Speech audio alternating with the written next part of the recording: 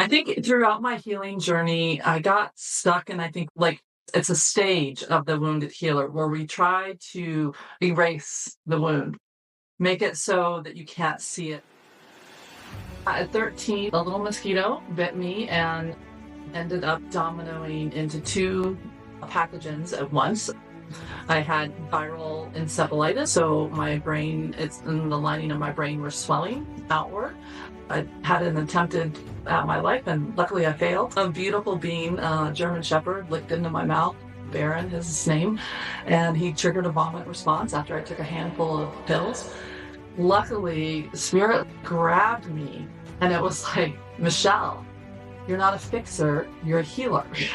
And I was like, aren't they the same? There's one piece of wisdom from your journey that you can share with other people who are striving to find their balance on their pathway. If you're feeling that essence of a moment like that, where to go from there is come to here, come to your heart and turn it over and say, hey everyone, it's Sophia from Sacred You.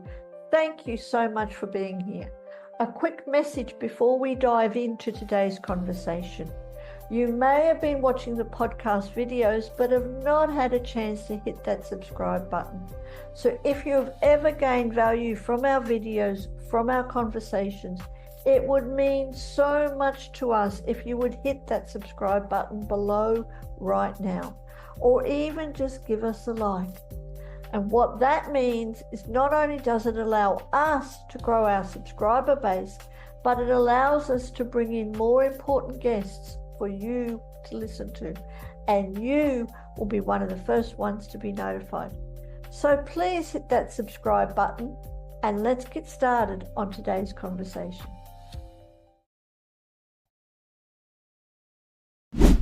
Welcome to the Pathways to Wellbeing podcast. Of course, my name's Sophia from Sacred You, but with me, I am really excited, is the beautiful and amazing Michelle, who's coming back for a second conversation. Michelle, I'm so grateful that you agreed to come back so we could continue our last conversation.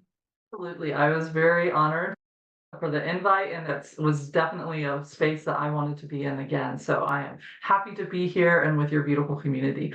Thank you. Thank you. And the universe is aligning. You've got internet. We're all here after some wonderful experiences, which we may get to talk about or may not. But I'd love to go into Michelle, because in our last conversation, we explored the wounded healer archetype. But how has your healing journey reshaped your perspective on pain and even transformation? Yeah, that's a beautiful question. And yeah, I'd love to dive in. I think throughout my healing journey, I got stuck in, I think what like it's a stage of the wounded healer where we try to erase the wound, make it so that you can't see it. There's not a scar, there's not like restriction in our system, that we are, quote, pain-free and therefore healed.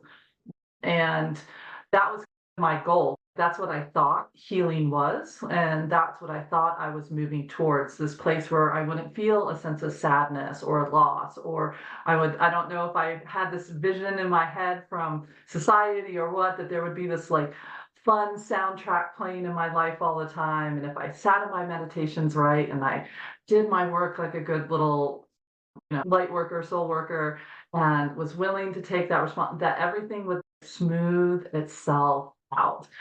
And I love that Michelle that thought that, because it was something she actually needed. She needed to know that there was a possibility of not feeling like everything was painful, physically painful, because there was so much pain in my body, but then just emotionally painful. She needed to have this hope that there was this light version of being in Earth School. And but then it tipped. I don't know if your own journey is a similar thing. There comes a point where the search to alleviate all that starts to become toxic. So you think you're going well, you're like, oh, I haven't had an ache or a pain or a headache or a lower level emotion or something like that. Like everything's been smooth, and synchronicities and what I call parking lot angels, and conversations are just coming together. And then all of a sudden it doesn't do that. And because of my trauma past, the instantaneously I would think, what did I do wrong? And I would start digging into myself with self work, not from a place of love or compassion or understanding or curiosity. I was like a heat seeking missile looking for the one part of me that didn't believe I was worthy or deserved to be in pain. Like I was looking for a part of me that was really broken, for lack of a better word. And I was going to come in there like the white knight and scoop it up and break it free from its shackles. And then everything would go, oh, come back in. And this was when I was in the midst of shaman training and best practices of parts work therapy and attachment work there and emotion code, body code. I was learning all these techniques, and this was the amalgamation that was coming together is this weight of perfection. And I think that's a seductive place we fall to because we're so goal oriented, at least in the Western society, that we take that same perfection idea and we put it on our healing journey. And it becomes really toxic and really to the point where we feel a lot of shame. Oh my gosh, I had a headache. What part of me? Like, and oh my gosh, I wasn't able to release this maybe a pathogen or a physical manifestation. And then what is it about me that I'm not doing to get there? Because that was the flavor that my early world had to it, was that if you're not perfect, then there's punishment. And so that was the same thing that I was unknowingly bringing into my own healing journey. So that was what was my transformational thing of trying to recognize that it wasn't about a like what this is where I say the difference between curing and healing. Curing is to alleviate symptoms. Yes. And to knock it down, to make it to where you're almost symptom free. Healing is embracing that symptom is there and then asking, how can I support you? Absolutely. And thank Two you. very different approaches. Very different, but it is so clear. It's very important. There is the curing of the symptoms and possibly even taking away the level of pain, but healing is going within. And can we say, Michelle, can we just go back a little bit for everyone who is watching or listening to our podcast who didn't get the opportunity to see our first episode? And I thoroughly recommend for everyone who is not listening, we will put the links below. Do go back and listen to that episode. It was amazing. Like, Michelle, you've had an incredible life. And very quickly, I know you said you were bitten by a mosquito at 13. Yep. And ended up with some pretty stressful, some pretty chronic symptoms. Would you like to share a little bit about that? Let other people know. What was your experience then? And then opening up, stepping into the process of healing, as you said, healing all those wounds. Yeah. So yeah, at 13, a little mosquito bit me and ended up dominoing into two pathogens at once. I had viral encephalitis. So my brain, it's in the lining of my brain were swelling outward.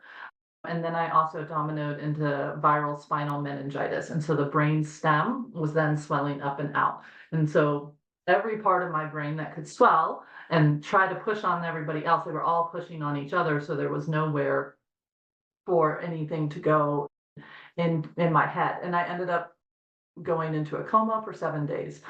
And in that coma, my whole body rhythms, because you can think of all the functions that happen in that part of your head. That's like your breath and your heart rhythms, your automatic reflexes, all of those things that go with that primal part of our brain, and then the limbic part of our brain that then asks us to step into connection, to sense danger, all those things were all swelling, pushing on this lovely prefrontal cortex up here. So the result was when I woke up from that coma, they had put a little halo in and everything else like that. but I was paralyzed from the middle of my back down due to that's where the nerve endings that were coming through the cervical column were impacted and severed. And then also I was deaf in my ears from all of the swelling. So it was like I was basically really deep underwater. I could make out garbles, but I didn't know what they were. I was also blind because of all the visual pressure on the visual cortex. And so my eyes were what's called white blind, where everything was just overexposed. And so it was incredibly painful to see. And so migraines and pressure and neck injury issues are all something that became a very chronic part of my world, not to mention digestive issues and heart rate issues and all the things because all of that got out of sync and out of whack. So those were problematic within themselves, being 13, being deaf, blind, and paralyzed. But the big kicker was that I woke up without any sense of self. So I woke up completely without a memory of Michelle, of who I was, that I was a person, everybody around me. I had no correlation of connections. And I also had no correlation to language and all the things that we label and sort and say. So I didn't know I was human. I didn't know the difference between me and a table. To me, it was all energy and it was all the same thing. So the way I ran for the first 2 years before my sight and my hearing, my five senses came back, was all in the energetics. And it was quite problematic because I blew into those senses and just ran off of those. So I didn't really then know that I was different from the person next to me because I had no sense of self. So whatever they were feeling and working with, I was feeling, and no part of me said, that's them, this is me. It was just all me. So everyone says, oh, let's get to that place of all is one. I know that place is real. That was my original experience, to where I could feel the energy of somebody on an object that they were holding, and it was infusing into it. The water that they brought to me was infused into that. But it was also overwhelming because I didn't know how to sort it. I didn't know what to do with it. And I didn't have any language on what was okay and what wasn't okay. I just knew it was all me. And I just also knew that if you were upset, I was upset because I couldn't figure out how to shift it because it wasn't mine to shift. So it was a really super overwhelming world. And ultimately, the belief system that got lodged in my body, because I grew 4 inches in the hospital to disperse that in 3 months and that I was in there. So I went in about 5'8" and I came out 6'1". So it was like my body was trying to disperse the inflammation as much as possible. And so that was painful, just the growing pains of that much growth. And I couldn't communicate. I didn't know what was happening. So my body itself was extremely difficult to be in, but then it was very difficult to be in the energetics too. So there was nowhere for me to go. So I just got really good at going into what I call the void and dissociating. And then I would leave my body, people could pick it up, they could move it, they could do whatever they want. And as far as I was concerned, the human world was nothing but pain, nothing but assault, nothing but everybody feeling like I wasn't doing what I was supposed to do and that I was the wrong one. Where in my mindset, I couldn't understand that because I didn't know that. I didn't know that my body wasn't working the way it was supposed to because I didn't know how it was supposed to work. I didn't know that I should be talking to somebody with audible sounds because I felt and had really beautiful conversations with people in the energetic through felt senses. And so a lot of the first world experiences that I had post coma, what I thought was normal turned out not to be. And so that really set in this clash. Is that the best word? I think clash of how to be in this world. And so once I started on the healing path and I started trying to work with the seesaw of encephalitis, and I got Lyme's in my early 20s. And so then that was triggering the dormant encephalitis. And so it would go back and forth between Lyme's and then this and headaches. And I've had so much pain in my body. I took all the meditation tools and I was like, oh, mind over matter. I can take all these yogic principles and I can move through Pain, and my pain body is not going to dictate my mind body and other stuff like that. But what I did, because I didn't have a real understanding of how the whole system worked together, I just bifurcated myself. I left my body and I didn't treat it as a sacred messenger. I didn't treat it as anything. It was basically a meat suit for me to move around with, but it wasn't something I was connected to. And so I lived in this energetic, and I built a huge wall between me and my body until my body fought back. And it said, Michelle, we cannot live this way. This is not doable. So there was a series of real big health challenges that came in that really said, you've got to look at this differently. It's not about just using your mind and overcoming your body. That's fine if that's where it goes in a sense of wholeness. But that's not what I was doing. I was just dragging this thing that I was like, what is wrong with this thing? And like just dragging it along. And I realized that it was incredibly abusive. So I call some of those years of me post coma, especially to about 28, 29, it's just the years of abuse of Michelle. Other people abused me because I didn't know any better. And so people could convince me of different things. And I was a people pleaser. And I went really into appeasement and just being whatever anybody around me wanted to be because I could read them. And then I would just give them exactly what they want. And so I was the perfect person to be around because I could be whoever anybody wanted me to be, but somebody left me and I didn't know who Michelle was. And so eventually at 23, I was just like, I'm done. This is too much pain. There's no me here. I see zero reason to be in this world. And so I did. I had an attempted at my life, and luckily I failed.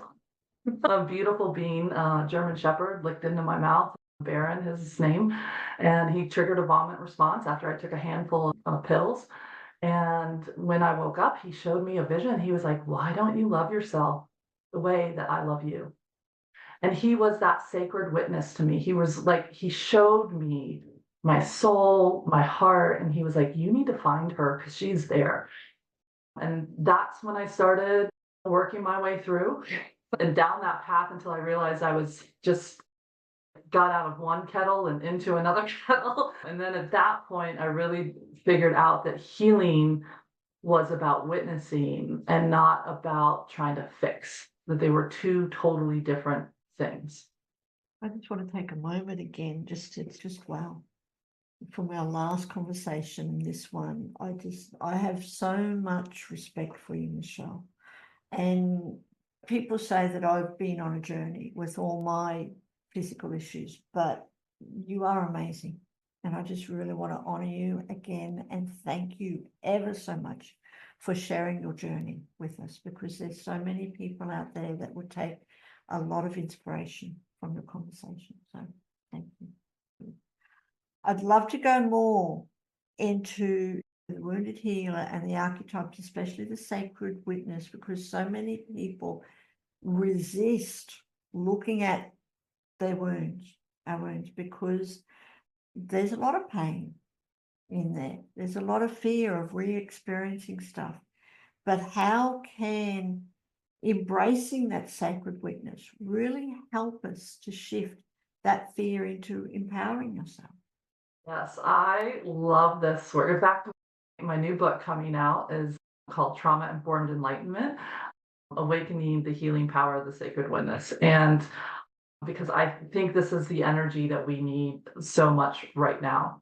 So that first, I would say about 10 years after Baron woke me up and I went on my first part of my seeker's journey where I needed to feel powerful. I needed to feel I could change my mind and change my form. And I needed to wake up and be seduced by the power that was within me, right? Oh, wow, I can change my thought. Wayne Dyer, change your thought. Louise Hayes, change your mind. I needed that. And I needed to start to realize that I could take these different teachings. You had talked about reading the Tao Te Ching earlier. And so reading the Tao and like working that and do the Tao now, like I needed all of those things to help me realize it. But what I was doing was trying to fix myself. Had like a punch list in my system, migraines, pathogens, disconnected, still phantom pains all over my body, where I could tell there was this weird like duct tape thing happening in my spine, like up and down it, but sometimes it would short circuit and I would lose my legs and other stuff like that. And so I'd be like, here's the list: emotional, mental, spiritual, like here's what I'm doing. I was like a soldier. And if any of my clients came to me and said, "Hey, Michelle, this is what I'm doing," I'd be like, "Oh, sweetie, honey, you are not being compassionate with yourself." But to me, I didn't see that. I just saw I was committed to my healing work. I was committed to my practices. I was, I soldier was the best thing I can come up with, this warrior energy. And I was just like plowing through it. Did a lot of beautiful things, got a lot of beautiful traction, did shift a lot of things. But at the end of the day, I was looking at my system as what was wrong with it. And instead of, wow, look what you are doing. And I wasn't therefore honoring why it was doing what it was doing. I wasn't looking for what was the adaptation, how was that serving me. I was coming in like, where's the limiting, and just really, it wasn't very nice. I give so much love to the version of me. And it was because she was in so much pain, right? And she had been taught that her physical issues, her emotional issues, her mental issues were shortcomings. And that was something that needed to change. And so I was just taking what I had been taught, applying it to what I was learning. And with all the different muscle testing, that was like, yeah, your chakra's out, this is out, that's out, this. Again, it was like fixing. And at one point, luckily, Spirit grabbed me and it was like, Michelle, you're not a fixer, you're a healer. And I was like, aren't they the same? And it was like two ships crossing in the night. I was like, what do you mean? That's the whole reason people come to me to fix their problems. And it was like, no, witnessing. And that's when the initiation of the witnessing started to wake up. So within the bigger archetypal pattern of the wounded healer, we all have to go on the try to fix it first. It's part of the pattern. And I talked about Chiron in the last one, so I won't go too much deep into it, but he goes on a quest for about 300 years to try to find a way to heal the Hydra wound that's in his mortal part, the horse part of his body. And he tries everything. He learns herbology, he learns everything. He was taught by Apollo himself, who was the god of healing, all these different things, trying to figure this out, to fix the wound that cannot be healed in the mortal one. And eventually he ends up in a cave, totally recluse, which was what was happening to me. I was totally withdrawing myself because I kept having moments of oh, and then crashing back down, and then oh, and then because I could only hold that bifurcation so long before my system would crash. And then I'd have to duct tape it back together and bring it back. And that is when I shared with you last time, I don't know if you remember, Miss Sophia, about where the sacred witness came from, was from actually his wife, Chariklo. You remember that? And she lovingly came to him and said, there's a different doorway you need to walk through. This isn't about trying to erase this wound from you. You're not a failure. You're not, this is of course me ad libbing, because she's hard to find. And so really I encourage everyone to sit with her energy and to communicate with her. If that feels good to you, just bring her in. Her name means light weaver. And she's a very subtle energy. She's not going to come in there, let's blast this apart. And she comes in very differently. I wonder, can we do it right now, Miss Sophia? Can we bring her? Absolutely. Okay. So yeah, so just if it feels good to you, just open up to the energy of Chariklo. Invite her to come sit with you. And how does that feel to you, Sophia? For me, it's the word that's coming is encompassing, like cocooning, holding. Yeah. And it feels like all is welcome. You almost want to like sink into it. And there's a little bit of tear behind my eye right now. It's like a little bit of compassion, like that deep compassion of, wow, I see how hard you've been holding, right? Yeah, it's letting go and knowing. It's giving ourselves permission to let go, and knowing that through that letting go, we can also heal. And this is her energy, and you can keep working with her, and she can talk through us or whatever she feels desire to. We welcome her to this conversation. But she asked Chiron to stop trying to fix his wound and to look at his wound, to really work with what was happening. He was there trying to broker peace between these two unruly tribes of his people of the centaur who had lost themselves due to being kicked off of their land and stripped of their honor of who they are as people, right? And forced into this kind of unruly mob area because everything about was beautiful to them. Their teachings, their healings, their crafts had been taken away by the people that took over their land. And here was Chiron coming with his buddy Hercules to be like, hey, let's bring some peace. Remember who you are.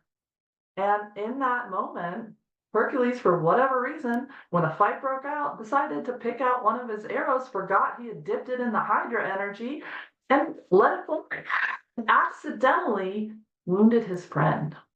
And that's the key, right? This is the ingredients of the wounds within us, right?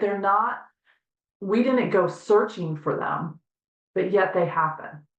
And they happen in these moments where, for the most part, most of the time, we're trying to be helpful. We're trying to meet things. We're trying to work with things.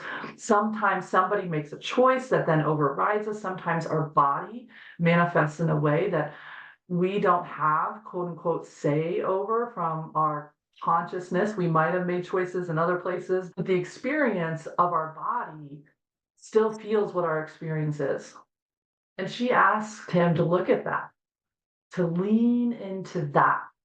And he knew that if he leaned into that, he was going to then lean into his point of origin story of how he was born and where he came from and the trauma of his people and all the different things. Like, she was asking him to be with it all, not change it, not undo it, not pull it out of the timeline, but to instead just be with it. And from that, let the wound, the medicine within the wound, awaken. And let that medicine lead in how to heal it. And so how could he tend to it so it didn't hurt as much, so it wasn't as isolating, so he didn't view himself as a failure because he couldn't get rid of it? Like, all of these questions that we have is like, how do we step back into our life with allowing the wound to be there? And that's the witnessing, right? It's not trying to change it, it's trying to just hold it. Yeah, which makes it so much more powerful and so much more different, because in a generalization, we're always running around and going around trying to fix things rather than just allowing space and holding it and viewing it from a different perspective. And like you said, finding the answers or allowing the answers, healing to come from the actual wounds. So very powerful. Yeah. So very powerful. She's slower. Do you feel like even the cadence of us, since we invited her in, there's almost like a beautiful heartbeat that she's inviting us to sync up to? You can feel it. You can feel the energy. Thank you. Thank you so much for sharing that. Like I said, you are an amazing woman, Michelle. So many experiences. I think we need to have more conversations. In your life too, in your experience, and I really want to go into your whole business, is the unbridled change, to taking off the reins. Bridle. It's a weird, like the way that we think we're controlling the universe. Yes, to taking all that off and just allowing it. But in your experience, what happens when people would see, or when people do see pain and suffering, even for you? What happened in your life when you changed the way of looking at pain and suffering, and instead of viewing them as obstacles, but actually seeing them as doorways, opening up into a bigger world? It was a little bit of a hard sell for some because the catch-22 is, yes, as we do this, a lot of times things unwind and let go, and then they do shift, but not always. And so it's like releasing that expectation that will come from the witnessing.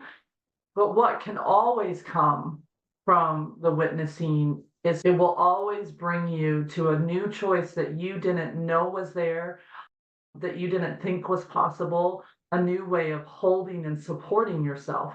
So, whatever the suffering, quote unquote, is, or the pain is, the support to best work with that physically, emotionally, mentally, spiritually will always come forward and it will hold. And this is the big difference that started to happen when I shifted from fixing, working on curing, to true healing and witnessing, as I realized that I didn't have to keep tapping over and over, holding points together. Like when the witnessing was complete and you do the hookup and you hold those points, the whole body says, thank you. I can run the way I've always wanted to run. And so the suffering as that doorway, even if it can't get full mobility back. So I've been chucked off of a horse a couple times. So I have a little bone spur on cervical 3 and 4. And it every once in a while when I'm really stressed, it goes and it pushes out the side and it puts on that trigeminal nerve that comes through right here. And it's just like excruciating. It's not super helpful. And I used to just be like, oh, I have to do chiropractic, I have to do whatever. But really, it's if I sit with it and I listen to it and I say, where am I pulling myself apart? Where is the place that needs my help that I haven't heard? How do I just maybe need to sit and breathe with myself? That all of a sudden, that little bone spur doesn't push as hard and it relaxes, and then the whole cervical spine comes back in. It takes the support of my beautiful herbs that I'm putting on it, or peppermint, or whatever the heck it is that I'm up to try to help the muscles around that. But it really is like a litmus test to me. So it doesn't go away. I haven't energetically shaved the bone spur off. It's a part of me because it was part of my experiences in life. But the support of how to help my body not have it go, that's what comes in and comes and gives a part of it. So this suffering, Earth is always going to have grit. Our bodies are, yes, we can invite in as much health and wellness and well-being and abundance, physically, emotionally, mentally, spiritually, financially. Yes, all of those things, but it's always going to have grit. We're in a world where there is loss, where there is discrimination, where there are things that are not okay, that we're in a place that is still working off of a paradigm of dominance and control and have nots and take and be over top of others. We're still in a lot of these paradigms. We're in a place where I think we're in a transformational moment that eventually we're going to hop out, hopefully on the other side. But it's a pretty big space right now. The sacred witness energy can stand like a pillar in that sea, have compassion for it, and be a haven at the same time. So instead of getting overwhelmed by it or taken out and tossed around, it can stand strong and it can hold itself because it realizes that in that suffering, there is also medicine. And if we can help people turn towards it, and honor, what is that experience? What does that feel like? That diagnosis, what does that feel like? What are the fears? What are the worries? What are the concerns?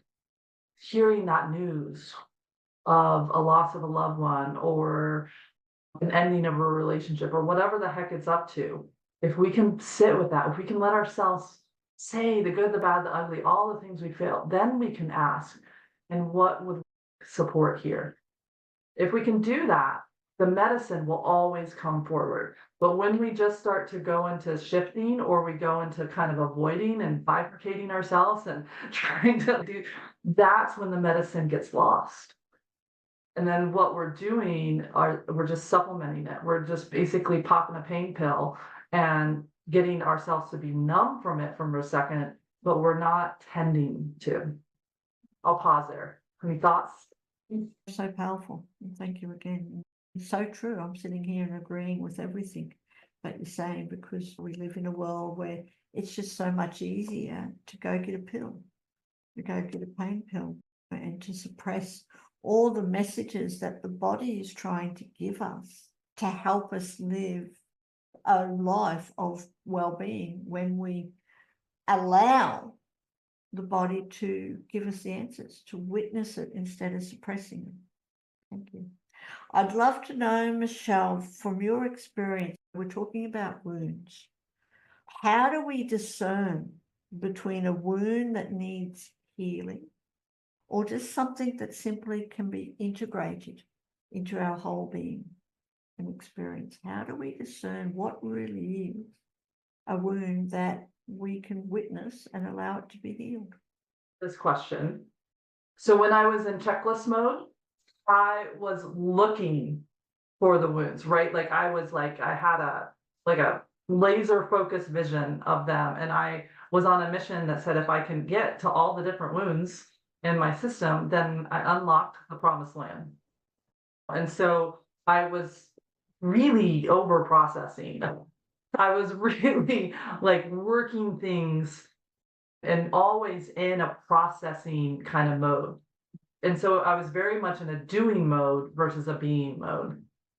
And I ran across a book that just absolutely changed everything. Is by Mary O'Malley. She's a therapist and counselor that's in the western side of the United States, up in, I think, Washington State and or Oregon, one of those top states up there. And she wrote a book called What's in the Way is the Way. And I'm not going to get this perfect, but this is pretty much her gist, that life is set up to bring up that which is bound up so that we can free it up and move into our life. And so her wisdom is, look, just live life, live it to its fullest. The work, the wound that is ready to be seen will come forward naturally through life. And it was like this huge aha moment, because that's right after Spirit had grabbed me and been like, Michelle, there's a better way. And I started to find like the peaceful warrior and all these other things started to come into my life. And this book came in, and I'd still to this day, I don't know how it ended up on, you'll like this kind of a thing or something like that, but Spirit worked really hard to get in there. And as I started to read her book, I was like, oh, I don't have to search. I don't have to figure it all out. I don't have to worry about what is the wound that is in the way. I just have to notice when my body goes, and then ask, what's happening right now? Breathe with it.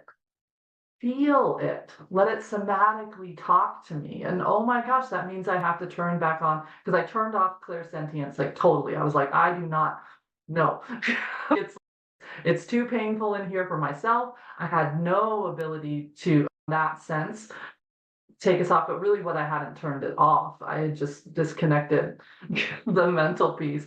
I was like, oh my gosh, I'm gonna have to turn that back. I'm gonna have to talk to my body. I'm gonna have to have a conversation with it, not like muscle test it with what it can do and what it can't do, but like actually listen. And that was terrifying to me, because it felt like an endless abyss. If I scratched the surface and I allowed it to start to tell me one thing, all these things would come. And what I loved about her book is she said that, hey, if you give yourself permission to only work with what bubbles up, that's all that's going to happen. Like just that piece. And yes, you might get some inkling of other pieces that are going to want to be seen or felt or heard. But really, the body has a knowing, a wisdom, way of working itself if you can follow it. And so then I started to realize that my body naturally knew what to integrate, when to integrate it, when to bring something forward, and when to say, no, you're not ready for that piece yet. Like my memories, I tried for years and years and years and years and years to get back. Hypnotherapy, this, that, and the other, the quantum, like Dolores Cannon technique, everything you could imagine. There was a reader out there, I went to them until finally I was like, okay, I'm not supposed to get them back. But I wasn't supposed to get them back because I did not yet have the capacity to work with them. And once I did, they came back. But it wasn't until, and I can tell you, if they had come back any sooner than they did, it would have been game over. I would not have been able to work myself through it. I would have truly gotten lost. And so when that wisdom happened for myself, I was like, I will never override a body. I will trust it. I will follow it. Just because I can see with my energy eyes what chakra's out and what meridian's doing this and what's doing that, I will never just start plucking and moving things around because the body will show me how to do it. Once I did that, I stopped seeing every meridian in the system and I only would see it when it was time to work with it. So it's like the system knows not to overwhelm me. When I was in trauma responses to working with my clairs, I was overwhelmed all the time. I was like that live wire that was, but once I went into this other mode that we're talking about, all of a sudden, the whole responsibility of the world was not mine and I could step into trust. And I think Incredible. that's what witnessing brings too. Yep, sorry, go ahead. I was going to say it's incredible. And thank you for sharing that. It's really incredible with what the body can do when we allow it. The body knows what it needs, what we need. And I agree with you. Only things that we can handle are allowed to come through that we experience, even though if people have certain experiences where they don't think they can handle it, it's actually there because they can. It's time for them to step into that power. But other things are still held back. But totally agree that our body knows what is best. Thank you for sharing that. Yeah, and I loved what you said, even though we think. So when that happens to me and I'm like, this is too much, like uncle, like tapping out, like this is too many things. I remind myself of that. It wouldn't be here right now if all the support that I needed to work with that wasn't also here. And so then my job becomes, instead of a what's wrong job, is like, where's the grace? Where's the grace? Because it's here. Now the question is, can I connect myself to it? So I got to switch to a different kind of seeker, but it's a much funner way to seek. It's like, where's the grace here? Because it's there. And how do I know it's there? Because I'm having an experience where I feel I'm under-resourced. So I know there's a new way of seeing a resource or working with something's there if I can pause, open, and look at for it. Instead of trying to fix everything, just as you said, just take a step back with grace and listen. Allow that help, that support to come in, to go through all the situations that life brings us that we can cope with. Definitely. What if someone is afraid, Michelle? What if someone who's afraid of confronting their wounds? What would you say to them that encourage them just to take that first step forward? I would encourage them to say, you don't have to do it all at once, right? And you definitely don't have to do it alone. I feel like healing happens in connection.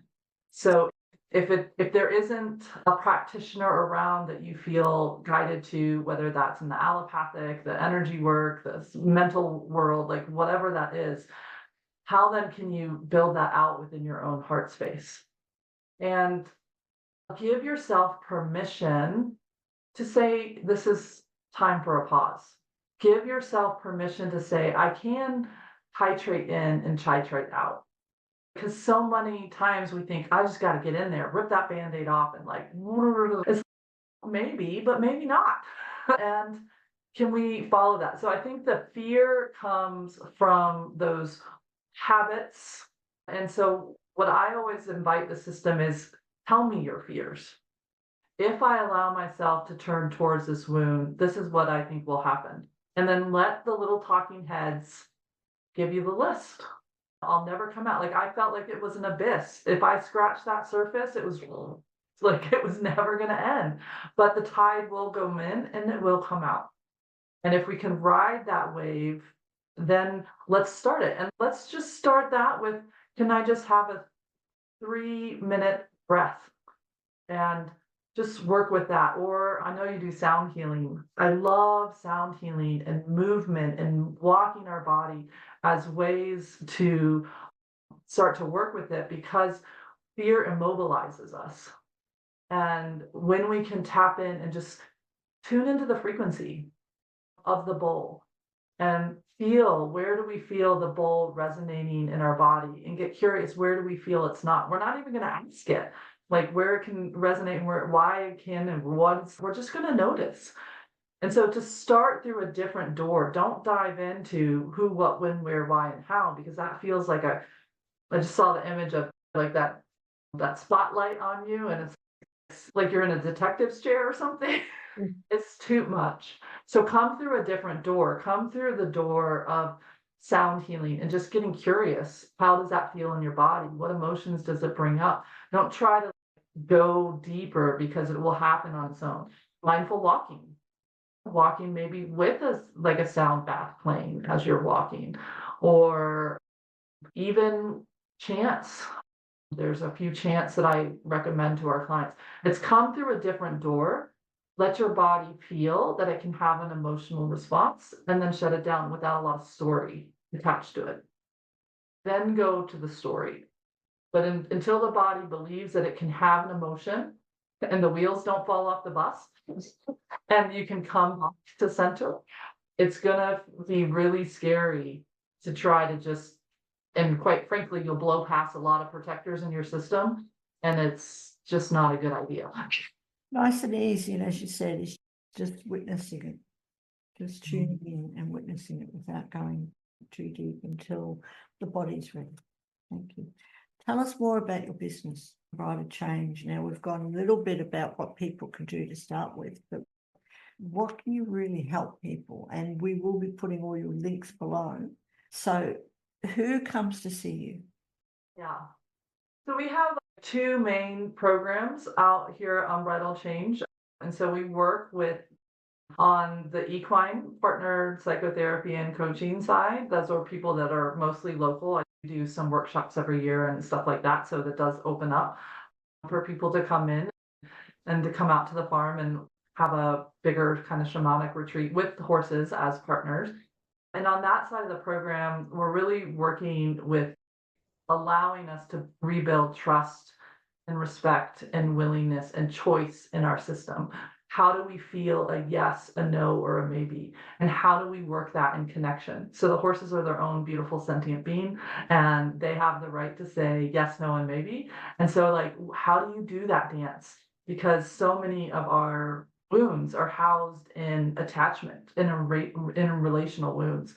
And so through building that relationship with the horse and with the support of myself and our therapist, if you're on the psychotherapy side, or coaching, if you're with me, as partners and as guides, you start to, what's in the way is the way in motion. And so as you're building that, it's all on the ground. We do some writing, but it's very far and few between. It has to have real purpose. And actually, I never make that call. The horse invites the client to it. And they go to, I have a mounting ramp in my arena, and they'll just go stand next to it and they'll look at me and they'll be like, let's go. But it's all organically when that comes in. But most of the time it's on the ground so that the body of the person feels free to do what their body needs to do. You're sitting on top of a horse, you can't, if you feel the urge to run, you can't run. Other stuff like that. And so it's just more compassionate for the body to feel free to do whatever it needs to do than if it's sitting on a horse worried about that dynamic that's happening. So that side of our program, we work mostly now with at-risk youth and women who have been through substance abuse, physical abuse, sexual abuse, that type of the program. And on the coaching side, we're working with, usually someone's gone through therapy and they're working on integration. And so they'll come to me when they're at that coaching on the individual side, really finding their voice in partnership. But not everybody can come to the barn, and not everybody's in Southwestern Virginia and other stuff like that. So the horses around 2016 started saying, Michelle, bring the lessons to the world. And I was like, how do I do that? And they were like, we've taught you, you've mentored under us for a very long time. You're good to go. Come out from behind us and go online. And that was right at the very beginning. And everyone thought I was crazy. And they're like, what are you doing? You can't like do this without horses. And I'm like, they're part of my team. They're with me all the time. There's like 2 horses right here, right now. The other side of our program is where we teach this and we bring this in through the body, the door of the body, working with helping the body feel less restriction, less tightness, less detachment, more freedom, more open, more voice to partner with us. or we can come through the mind. How do I move out of anxiety, fear, doubts, overthinking, overdoing, and coming in? We can come through the heart. How do we open to our emotions and the archetypal world? I love teaching archetypes. I'm an archetypal consultant through Carol and Mace. And so it's a part of everything I do, whether it's in every program, as we bring in the work of archetypes. And yeah, and so on that side of the program, it's really about helping you find you, the real you, not the conditioned you, not the trauma response, not the one you think that you need to be, the you that Baron showed me when I woke up from that failed attempt, that beautiful light, that love that can reach out into the universe and be who you came here to be. And so that's what we do in every program, but really the online space. We have small groups that do it, a membership community that is also a part of it. And I do have one-on-one clients, but at this point, it's like ones that are within the small groups and working with that and on-demand courses. The books, I have an oracle deck coming out with my new second book. And so it's a Sacred Witness oracle deck. And so when that comes out, I'll have to send you some of it and you can take a look at it. But yeah, so that's that side. The easiest way to start to work with me is through Soulful Practices Podcast. It's a weekly podcast that I do every once in a while. It has some breaks, but I try to give people a heads up when that is.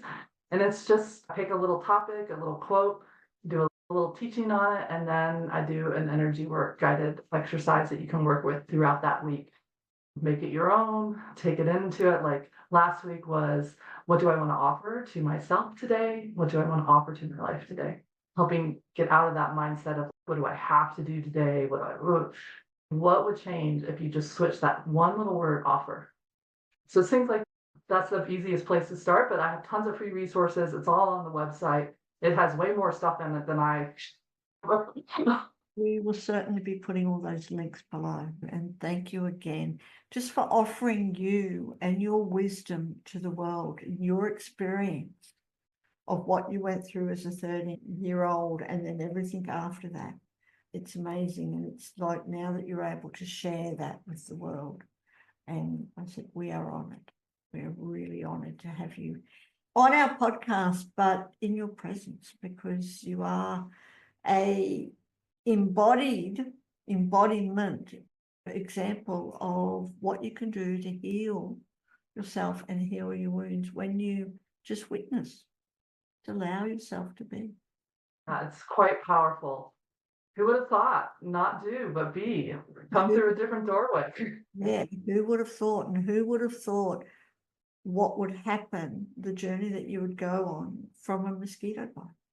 But I don't want to take away from everything that you did go through after that mosquito bite. That would have been incredible. Yes, not a real nice experience at that time. I can feel that. But the power that you've got from now, the wisdom that you've got from that now, and how you're able to help others on their journey to heal their wounds is amazing. I thank you. Before we wrap up, and you've given so much wisdom already, Michelle, but before we wrap up, is there any other wisdom, just one piece of wisdom from your journey that you can share with other people who are striving to find their balance on their pathway to well-being? Let me feel into that for a moment. I think it's that in that archetypal pattern of transformation, right, there is those moments where we do feel lost, where we feel like we are at unsurmountable, that is a wall, that is not something I can go through. I'm not going to be able to change something, and we feel really defeated. We feel like, where to go from here? And in that moment, if you're feeling that essence of a moment like that, where to go from there is come to here, come to your heart and turn it over and say, I'm ready to give this to my heart. I'm ready to surrender it. But I love, because I learned sign language, this is the sign for surrender up to the heavens. I'm giving. And I also can receive, right? When I do that, the sign for submission is this. They're very different, right? And so that would be my offering, is come to your heart and say, you know what? I have shown up. I've done all the things. I've tried all the things, and I'm ready to let go of my mind, and I'm ready to open to my heart. And then you're cooking with grace, right? Then we're in essential oil territory, flower essence territory, and not eau de toilette and eau de parfum. Like, we're in that beautiful essence. And the medicine will come. The guidance, the inspiration, maybe just feeling the Chariklo, like it's okay. I've got you. We don't have to do anything right now. We just need to breathe. Each little step will come after that. I really just wanted to come into this space. So just offering that to whoever needed to hear that. So much. Is there anything else that you would like to share? No, just I'm very grateful to you, to your healer's journey.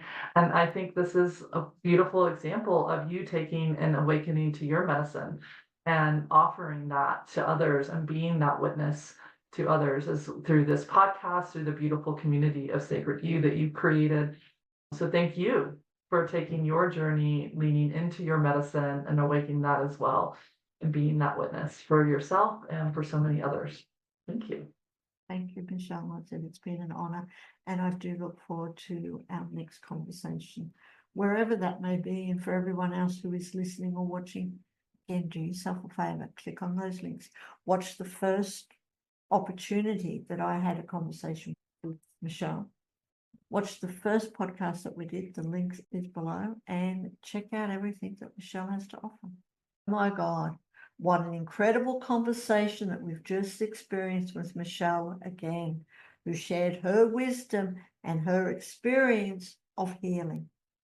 If you would like to find out more about awakening to your soul's medicine and being the silent witness, do click on the links below and check out everything that Michelle has to offer. And as always, if this episode has touched you in some way, we would love to hear your thoughts. Leave us a review. Share this episode with someone else who needs to hear it.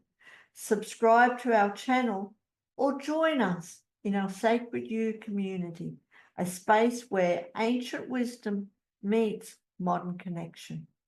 Visit us at www.sacredu, that's the letter U, .love, where you will find a wealth of resources, connections, and a community of empowered women ready to support you.